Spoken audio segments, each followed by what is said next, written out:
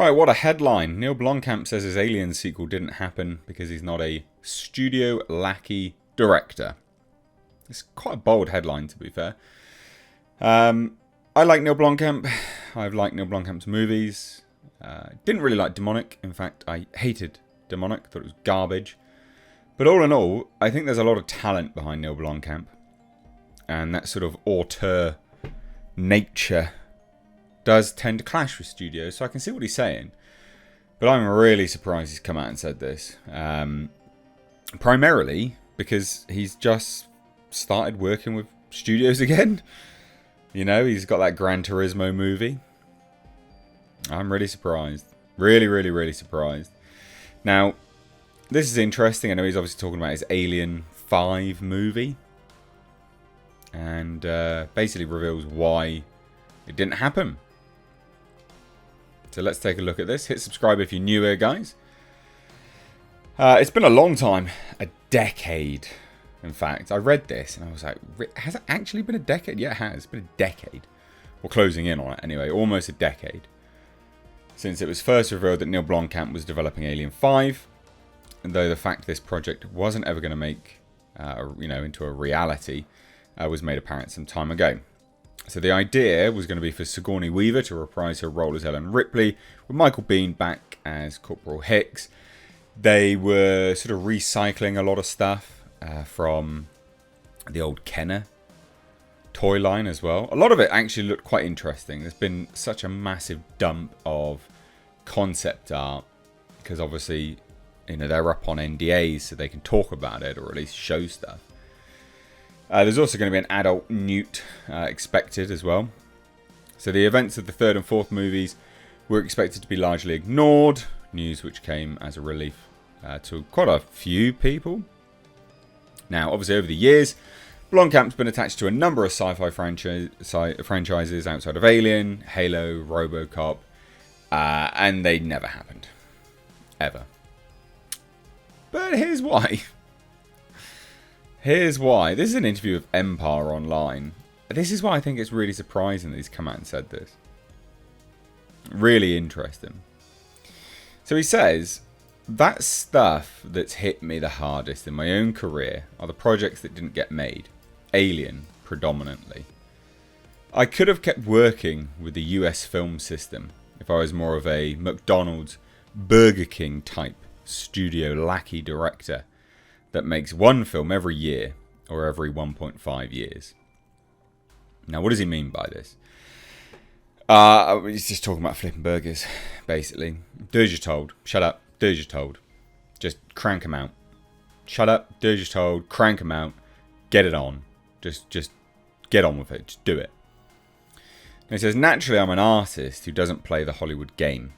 When I left, I thought about things and came back with a different point of view about how I'm going to approach Hollywood. Now, this is obviously what he's alluding to with respect to working on Gran Turismo. Pretty certain it's Gran Turismo. What a bizarre thing to make. I don't understand why they made that film. That's so strange. But whatever, who cares? But it is interesting. This is... We long know about this. We know that studios are very, very difficult to work with. They have preferential treatment to some directors and others. They just have to shut up and do as they're told. Now, obviously, Neill Blomkamp is one of those individuals that just had to shut up and do as he's told. He wasn't given any leeway from 20th Century Fox. 20th Century Fox and Ridley Scott are notoriously difficult to work with when it comes to the Alien franchise. And I think that's what he's obviously discussing here is that, Hollywood as well, but he says, Alien predominantly. They were just incredibly difficult. They didn't understand the property anyway. 20th Century Fox were abysmal with the property. And they didn't understand what fans wanted, as evidenced by such a large gap on any product, for starters. But yeah, Neill Blomkamp coming out and saying this, it is a surprise.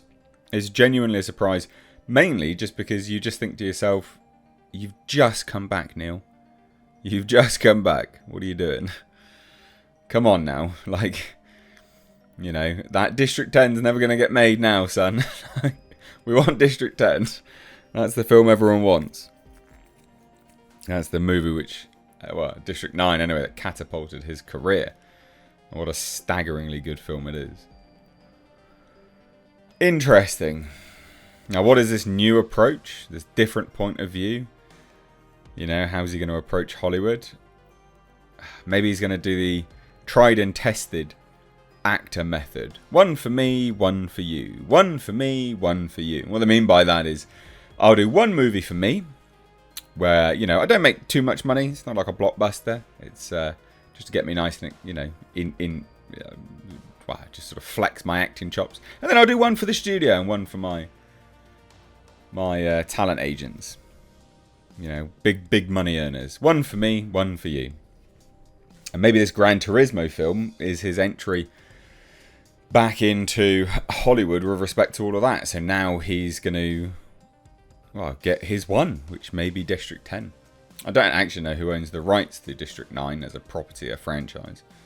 But I always thought this was a shame. There was some staggeringly good artwork with respect to Alien 5.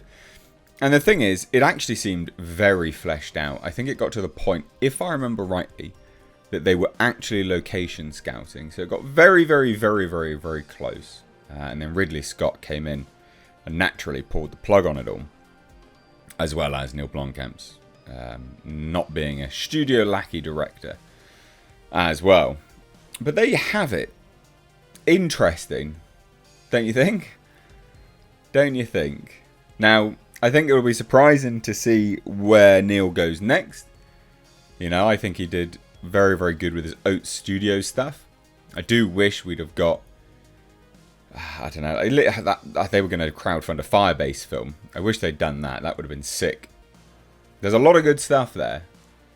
But as he says, you know, I'm an artist. I'm an artist who doesn't play the Hollywood game. I think that's part of his issue, is that he is an artist. And sometimes he's just going from one creative thing to another, from another to another to another to another to another. Not settling down and tunneling that artistic vision on one project. Which he obviously managed to do with great success on District 9. But since then, I mean, there's not been a lot, has there? But anyway, let me know what you think of this down below. I do like it when people come out and start talking against Hollywood. It is interesting. It's interesting to see the repercussions of the actions. So cheers, guys. Thanks so much. Take care. Bye-bye now.